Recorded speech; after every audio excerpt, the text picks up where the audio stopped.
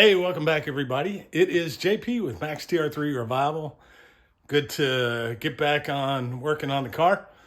So I got the lift up sitting kind of high because we're going to be trying to get a spin-on oil filter in there.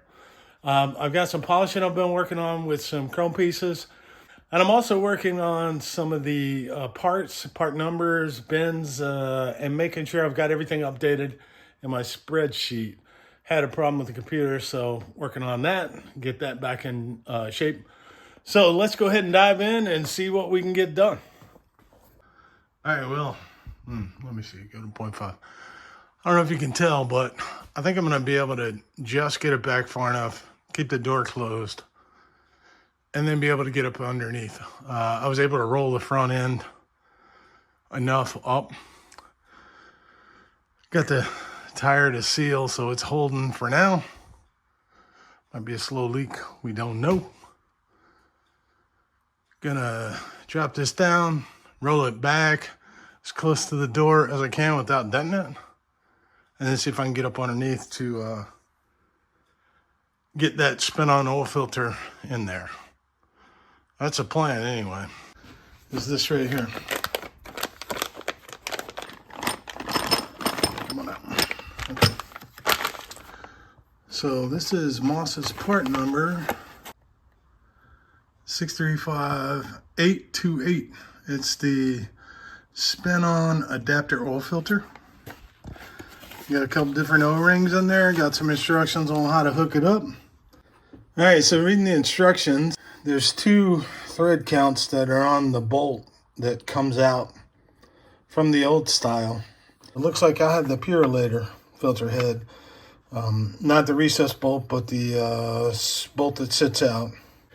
I've got the adapter. I've gotten also a regular style oil filter to put in there. I've put the seal on the inside here. My heater's going to come on. That's the mating plate that goes in. It does say blue medium thread locker, which I have right here. We'll take you over and show you what it looks like so far. I've went ahead and put the, says I need the other ring. There's 2 rings, depending on which head. 43.5-347 is the one that you need. You have the Purolator one, according to what I was reading here. Figure 1, 2, it is the thicker one. So all I did was hold them up side by side. This one looked thinner than the other one, so I'll take you over and show you where I've got that. I don't know if you can see up in there.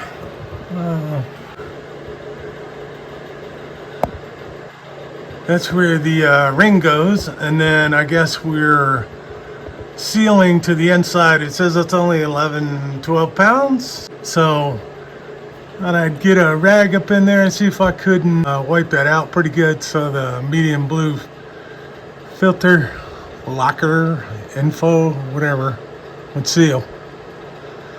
So when you get it up in there, look a little bit like this. So it said only 10 to 12 pounds to tighten it up. Looks like when you get the filter in, it'll seal up against here. The center post obviously is where the flow comes in and goes back out through the slots that you have into there. So this is I guess the only spot you got to worry about. It's tight though, so fairly confident that'll work. We'll see. I'll give it time for the blue Loctite to seal up, and then I'll put the filter on probably tomorrow, and then see what we got. That's kind of what it looks like when it's complete. Not too shabby. Yes, and obviously it helps when you have the lift almost 6 feet up. Makes it so much easier, and I was able to just slide this back so I could keep the garage door closed. All right, simple little project that I'm gonna try here, which is I'm gonna clean up the glass and see if it's usable. Obviously the rubber on the bottom of it's not looking so hot. Glass looks like it's in pretty good shape. It's just really dirty and old, so I'm gonna see if I can't clean this up a little bit. This is a contrast between the 2 sides. Here you can see the dirt and everything on there. And you can see also all the stuff on the chrome right here. The glass is still in good shape. It's got a few scratches in it, like I said, but I think if this would clean up, it'll be fine. And I can reuse that. I may have to just do the rubber seal on the bottom here. It's torn right there. And I think this was the original glass for my wife's dad's car, because that's a NAS Oceana is a naval base where he used to drive it.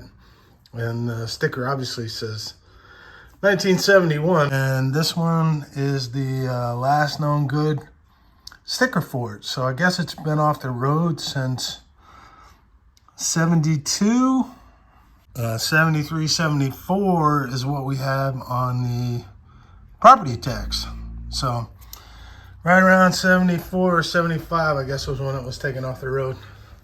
I was a little worried at first taking out these little 10X pieces and polishing, but I realized it was too hard to get around.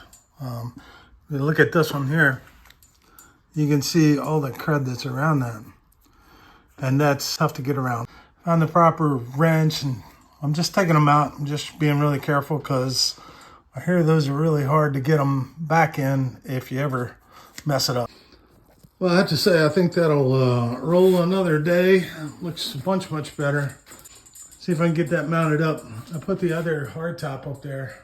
So just want to see how close that color was to the blue. I'm thinking that's more like a green, but just want to kind of get an idea of what that hard top will look like. It's a little smoother than the other one. I got to put the glass back in it. It's sitting over there. I want to clean that up too. I need a plastic polish for that. Got a few projects I've been trying to get done. I've had an issue with my laptop. I got some part numbers I'm trying to input into my spreadsheet. Really boring stuff. We'll see what happens and go from there. Progress being made. Problem is, when I did this spreadsheet a long time ago, I did it where I could link different part numbers off of different sites, wherever they may have come from, like Moss Motors or the Roadster Factory.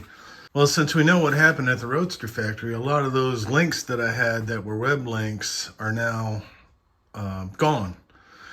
And so now I have to go back and recreate it. So I have like a visual of what that part is, so I may be able to try and figure out where it's at. Some of that's going to be relabeling the bags and then verifying and putting them in the bins. Once I get them verified in the bins, I'm going to put a special little mark on them so I know that everything in that bin has been checked and verified with a correct part number and a link to the site. All right, so a quick wrap up on what we did. We did the spent-on oil filter on the 62. We also cleaned up the windshield and the frame, and we got that ready to go. We're sorting through parts and boxes and trying to find things like the mount for the windshield so we can see how that all looks and get it set up.